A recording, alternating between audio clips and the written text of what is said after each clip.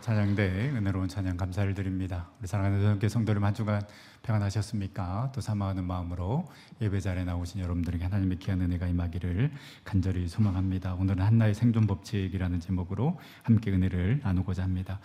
언제나 그렇듯 우리가 살아가는 삶이 참 그렇게 눅눅하지 않은 것 같고, 또 각 세대마다 참 많은 문제들을 경험하고 살아가고 있는 것 같습니다.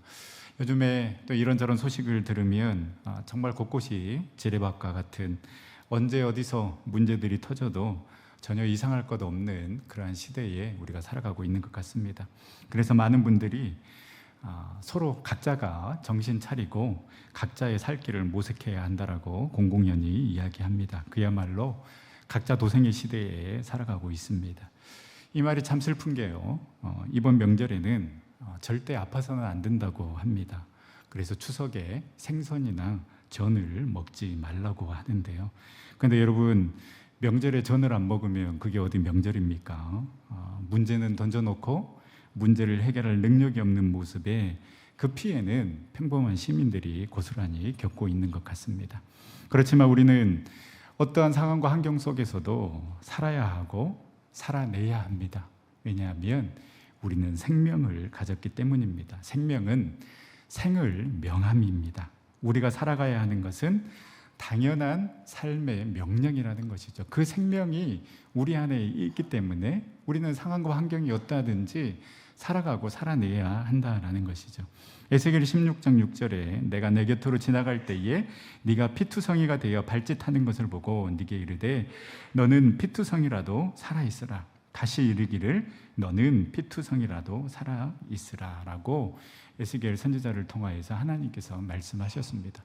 피투성이가 되더라도 우리는 살아있어야 되고 또 삶을 살아내야 하는 것입니다. 오늘 말씀의 주인공 한나도 마찬가지입니다. 이 여인이 겪었던 삶의 모습을 보면 정말 도저히 살아가고 싶지 않을 것만 같은 그런 상황을 경험했지만, 그러나 한나는 살아냈습니다. 버텼습니다. 어떻게 살아냈을까? 어떻게 버텼을까? 어떻게 이겨냈을까? 그렇다면 그 버티고 이겨낼 그 힘은 어디에서 나왔을까? 한나는 자신이 경험했던 그 경험들, 정말로 죽음보다 못한 인생을 살아갈 상황이었지만 이러한 상황을 기적적으로 탈출한 그러한 생존 법칙을 갖고 있었습니다. 오늘 말씀을 통하여서 정말로 그녀의 인생의 문제는 무엇이고 거기에서 탈출할 수 있었던 그 생존 법칙은 무엇인지 생각해 보며 은혜를 나누고자 합니다. 한나의 생존 법칙 첫 번째는 기도였습니다. 한나는 자식을 낳지 못했습니다. 어떻게 보면 이 같은 여자로서 참 자존심의 문제였을 것입니다. 그런데 한나의 남편 엘가나는 제사장이었음에도 불구하고 그 자녀를 얻기 위해 분인나라는 여자를 둘째 부인으로 받아들입니다. 한나에게는 이루 말할 수 없는 고통과 또 남편에 대한 배신감이 분명히 있었을 것입니다. 성경은 이 상황을 이렇게 표현합니다. 분인나에게는 자식이 있고 한나에게는 자식이 없었더라. 이미 이 상황 자체로 한나는 충분히 괴롭고 힘들었을 것입니다. 그런데 이 비참한 상황은 여기에 그치지 않습니다. 사무엘상 1장 6절 말씀에 보면 여호와께서 그에게 임신하지 못하게 하심으로 그의 적수인 분인나가 그를 심히 격분하게 하여 괴롭게 하였더라. 자식이 없음에 아마 이 한나를 무시했던 것 같습니다. 이 분인나의 도발은 정말 견딜 수 없었을 것입니다. 물론 엘가나는 분인나보다 한나를 더 사랑했습니다. 그래서 엘가나가 제사를 드리는 날에는 제물의 분깃을 분인나보다는 한나에게 2배로 주었습니다. 그러나 여러분, 이 물질적인 것이 무슨 의미가 있겠습니까? 그녀는 심적으로 모든 것을 박탈당했고 그 상실감과 괴로움은 이루 말할 수 없었을 것입니다. 거기에 적수인 분인나는 계속해서 한나를 무시하고 괴롭힙니다. 정부인으로서의 위치도 권위도 완전히 무너져 내려 정말 죽음보다도 못한 인생을 살아가는 처지에 놓이게 되었습니다. 그런데 여기에 한나의 생존 방법이 있었습니다. 바로 그것은 하나님께 엎드려 기도하는 것이었습니다. 사무엘상 1장 10절에서 11절 말씀, 한나가 마음이 괴로워서 여호와께 기도하고 통곡하며 소원하여 이르되 만군의 여호와여, 만일 주의 여정의 고통을 돌보시고 나를 기억하사 주의 요정을 잊지 아니하시고 주의 요정에게 아들을 주시면 내가 그의 평생의 그를 여호와께 드리고 삭도를 그의 머리에 대지 아니하겠나이다. 여러분, 우리를 격분시키고 분노케 하는 일들, 내 마음을 정말 어떻게 내 마음이 감당할 수 없는 그 문제들 우리 앞에 참 많이 놓여 있습니다. 우리를 격분케 하고 우리를 분노케 하는 그 많은 상황들 가운데 우리의 감정을 다스려서 한나처럼 주님께 나아가 주님께 울며 통곡하며 그 주님께 모든 것을 바치며 나아가는 저와 여러분들의 삶에 될 수 있기를 간절히 소망합니다. 한나는 분인나가 격분케 하고 격동케 하고 격노케 했지만은 그에게 모든 것을 쏟아내지 않고 하나님께 나아가 하나님께 기도하며 울며 통곡하였습니다. 온통한 마음, 분한 마음, 여러분 사람에게 쏟아내지 마시고 하나님께 나아갈 수 있기를 소망합니다. 한나의 기도는 불가능의 자리에서 가능의 자리로 옮기는 능력이요, 절망의 처지에서 소망의 처지로 일어서는 기적이요, 남편의 사랑과 갑절로 주는 물질이나 위로를 받을 수밖에 없는 그 차선의 삶, 땜질의 삶에서 오직 주님께서 주시는 그 위로와 사랑을 경험할 수 있는 기회였습니다. 한나의 기도는 분인나의 멸시와 모욕 속에서 좌절하고 대항하는 인간의 방법을 뛰어넘어 하나님께 문제를 가지고 나아가 하나님의 해답을 가지고 오는 거룩한 하늘 침노의 기도였습니다. 실패하고 좌절할 때 우리가 그 자리에서 낙담하고 무너지는 것이 아니라, 그래서 세상의 방법으로, 인간적인 방법으로 나아가는 것이 아니라, 또 나의 감정을 사람에게 쏟아놓고 그렇게 분노하며 살아가는 삶이 아니라, 오늘 한나가 보여준 것처럼 그 세상과는 반대의 영성으로 주의 성소로 나아가 우리 주님께 부르짖는 삶을 선택하는 저와 여러분들 될 수 있기를 간절히 소망합니다. 만약 한나에게 이 기도가 없었다면 그저 세상의 위로 속에 빠져 사는, 그래서 세상의 동정이나 받고 사는 가엾는 여자로 살아갔을 것입니다.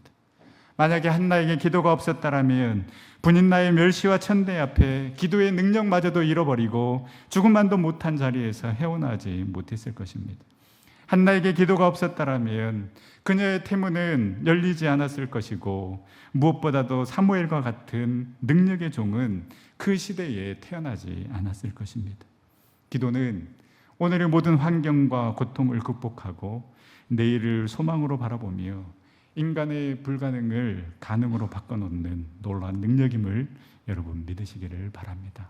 그래서 우리를 격분케 하고 격노케 하는, 정말로 내 마음을 스스로 감당할 수 없는 그런 문제들이 우리 앞에 놓여 있을 때에 한나처럼 주의 성소로 나아가 주님의 이름을 붙잡고 주님께 모든 것을 맡기며 기도로 모든 것을 해결하고자 노력하고 몸부림치는 저와 여러분들 삶이 될 수 있기를 간절히 소망합니다. 두 번째 한나의 생존 법칙은 그가 사무엘을 위해 만든 겉옷이었습니다. 한나는 이 겉옷을 통해서 사무엘과 떨어져 있는 그 상황을 지혜롭게 극복해 나가는 모습을 볼 수가 있습니다. 이 한나의 기도는 하나님의 마음을 움직입니다. 여호와께서 한나를 생각하셔서 한나가 임신하고 사무엘이라는 아들을 낳게 됩니다. 얼마나 기다렸던 아들입니까? 눈에 넣어도 아프지 않을 그런 아들이었을 것입니다. 그러나 한나는 이 어렵게 얻은 귀한 아들을 젖을 뗄 때까지 키운 후에 한 3살에서 한 5살 정도 됐을 것입니다. 실로에 있는 중앙 성소에 맡겨 엘리 제사장 밑에서 키우게 했습니다. 그리고 오늘 사무엘상 2장 19절 말씀에 보면 매년 3번씩 예배드리러 라마에서 실로 중앙 성소로 가는데 갈 때마다 작은 겉옷을 지어다가 만들어 입히고 돌아왔습니다. 한나가 어린 사무엘에게 이렇게 겉옷을 지어서 입게 한 이 모습 가운데는 큰 의미가 담겨져 있습니다. 먼저 한나가 사무엘을 위해 겉옷을 만들어준 이 옷은 믿음의 옷입니다. 하나님, 내가 내 자녀를 키울 수가 없습니다. 하나님께 맡깁니다. 하나님의 성소에 맡깁니다. 이 귀한 아들, 하나님께서 응답으로 주신 아들이니, 그래서 성소에서 기도를 통하여서 얻은 아들이니 하나님 성소에서 키워주십시오 라고 그렇게 맡기는 그러한 의미가 담겨져 있습니다. 어찌 보면 한나는 참 독한 여자인 것 같습니다. 그렇게 온갖 모욕과 고통, 아픔 가운데 얻은 자식인데 어찌 이 자식 귀하지 않겠습니까? 그런데 한나가 기도하며 아들을 주시면 하나님께 드리겠습니다라는 이 소원 기도를 지킵니다. 어찌 인간적인 생각이 앞서지 않겠습니까? 이 귀한 자녀 옆에 놓고 키우고 싶지 않겠습니까? 그러나 한나는 소원대로 젖을 뗀 후 이 어린 사무엘을 성소로 보냅니다. 3살에서 5살, 한참 어머니의 사랑을 받아야 할 나이인데 이 사무엘을 성소로 보냈을 때에 한나의 마음은 찢어지고 갈라졌을 것입니다. 저에게는 딸 둘이 있는데요.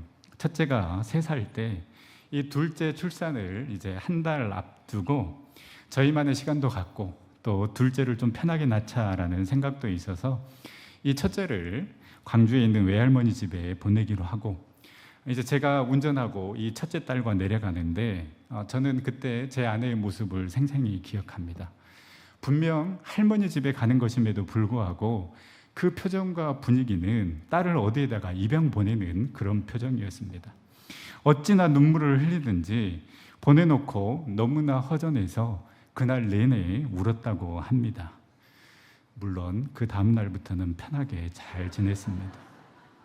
이렇게 첫째를 보내놓고 출산을 준비하면서 심야에 나가서 영화도 보고 좋았습니다. 그런데 첫째는 이 떨어져 있는 한 달이 상처가 되었던 것 같습니다. 한 달 후에 집에 올 때 이제 나도 엄마 품에 안길 수 있겠구나 했는데 엄마 품에는 다른 아이가 안겨 있습니다. 이제는 사랑받겠지 했는데 그 사랑도 빼앗겨 버린 것입니다. 한 달 동안 떨어진 것에 대한 상처도 있는데 그 상처를 당장 보상받지 못하니까 얘가 정말 사춘기를 겪는 것처럼 굉장히 예민하고 동생을 심하게 괴롭혔던 그러한 적이 있었습니다. 모를 것 같았는데 어린애도 다 알고 있다는 것입니다. 아이들에게 한 달도 부모와 떨어져 있는, 엄마와 떨어져 있는 이 한 달도 상처인데 사무엘은 얼마나 엄마의 품이 그리웠을까요? 어머니 한나의 마음, 그리고 왠지 버림받은 듯한 이 사무엘의 마음.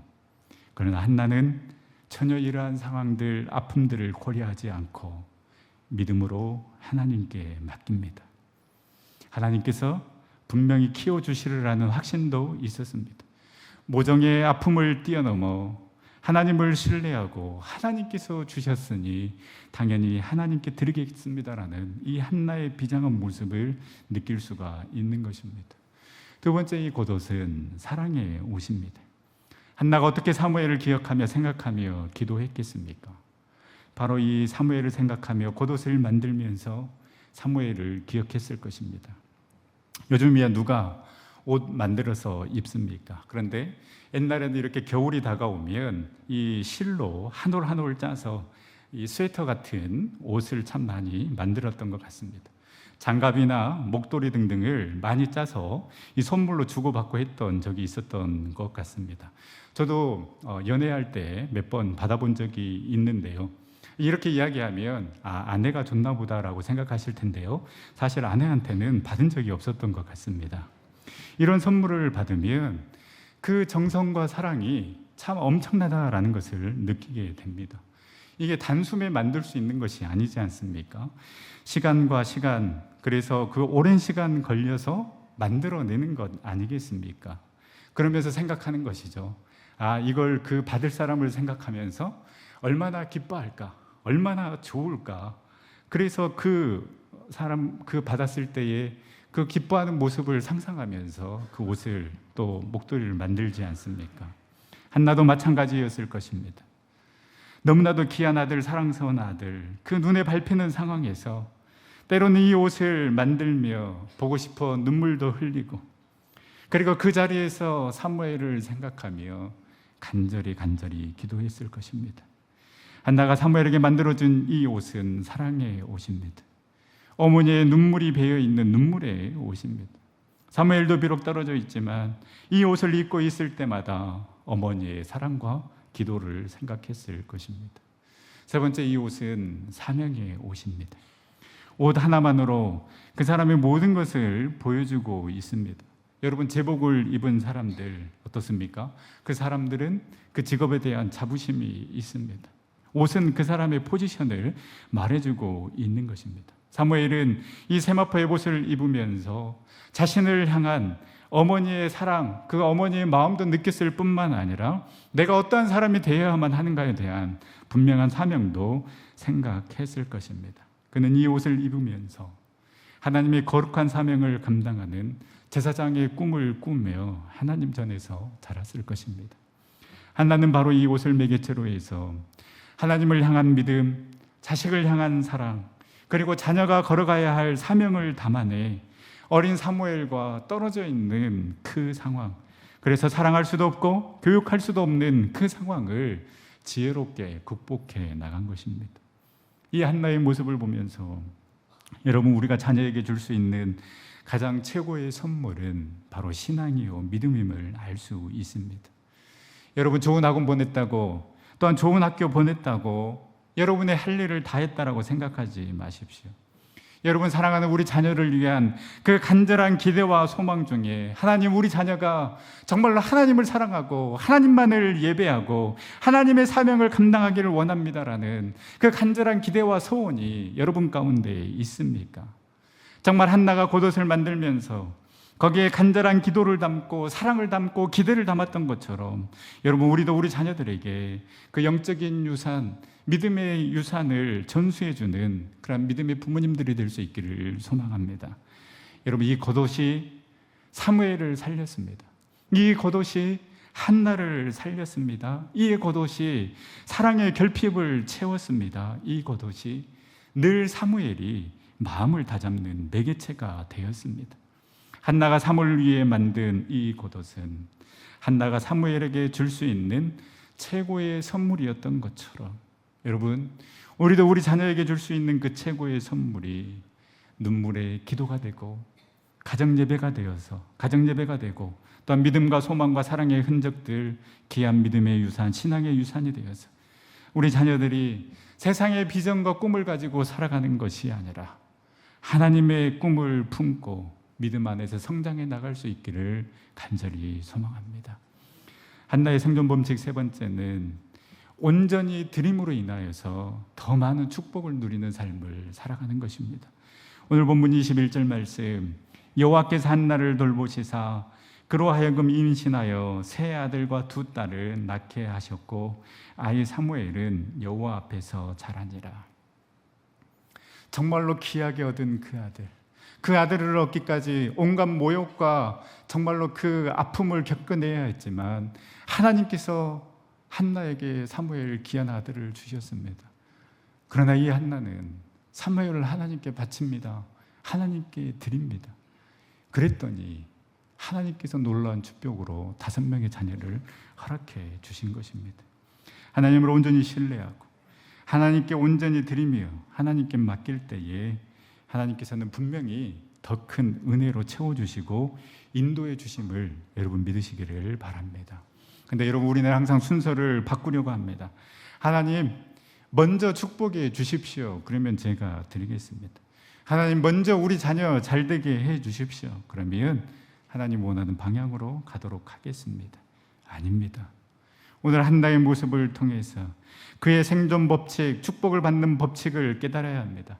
하나님 앞에 먼저 소원하고 그리고 그 소원한 약속을 지키면서 하나님 앞에 너무나도 귀한 아들을 온전히 드리고 바쳤을 때에 하나님께서는 그 자녀를 축복해 주실 뿐만 아니라 예기치 않는 그 5명의 자녀도 하나님께서 축복해 주신 것입니다.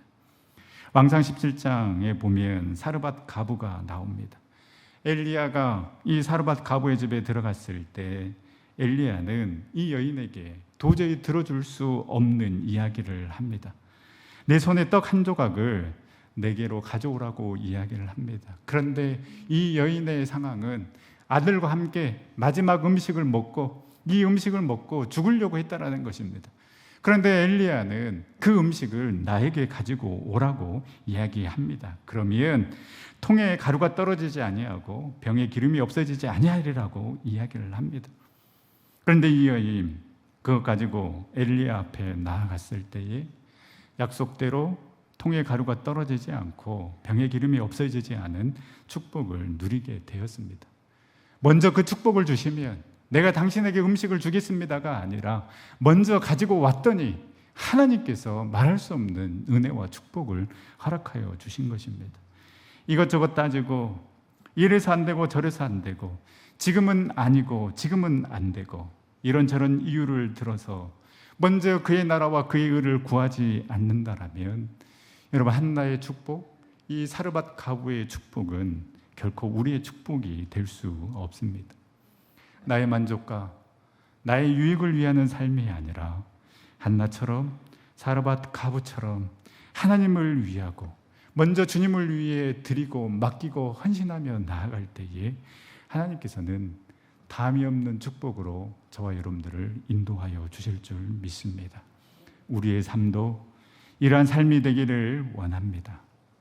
상황을 바라보며 포기하고 넘어지는 것이 아니라 오히려 그 세상과는 반대의 영성으로 나를 격분케 하고 격노케 하는 그 상황 가운데서도 나의 모든 문제의 답은 오직 우리 주님밖에 없습니다라고, 하나님밖에 없습니다라고 그렇게 하나님께 부르짖고 간구함으로 말미암아 하나님께서 우리를 향해 예배해 놓으신 그 축복을 누리는 우리 전생의 모든 성도님들 되기를 간절히 소망합니다. 우리의 자녀들도 마찬가지입니다. 세상 경쟁에서 승리하는 방법을 가르치고 나중에 더 성공해서 하나님을 섬기라고 가르치는 것이 아니라 지금 너의 삶을 온전히 하나님께 맡기고 너의 구원자 되신 그 주님을 의지하고 예배하며 나아갈 때에, 우선순위를 놓고 나아갈 때에 하나님께서 너의 삶을 인도해 주실 것이다라고, 그렇게 부모인 우리가 먼저 그렇게 신앙생활을 하고 그 믿음의 유산을 물려주어야 되지 않겠습니까? 우리를 격분케 하고 분노케 하는 상황이 있고 도저히 내 힘과 능력으로는 감당할 수 없는 상황들이 있습니다. 이런 상황 속에서 한나가 하나님을 더욱더 붙잡고 버티고 견디며 가장 소중한, 어쩌면 전부라고 할 수 있는 그 자녀까지도 온전히 하나님께 맡기며 하나님 책임져 주시옵소서라고 나아갔던 것처럼 우리도 하나님을 우선순위에 놓고 나아감으로 그 하나님의 인도하심과 하나님께서 채워주시는 그 놀라운 축복과 은혜를 마음껏 누리는 전생의 모든 성도님들 다 될 수 있기를 간절히 소망합니다. 우리 시간 함께 찬양하며 기도 자리로 나아갈 때에 한나를 격분케 하고 분노케 하는 상황 속에서도 한나는 한나의 마음을 아시고 한나와 함께 하시는 그 하나님을 찾았던 것처럼 우리도 주님을 찾고 주님과 함께하며 그 주님을 바라보며 나아가는 우리의 삶 되게 하여 주시옵소서. 그 마음으로 함께 찬양하며 기도 자리로 나가도록 하겠습니다.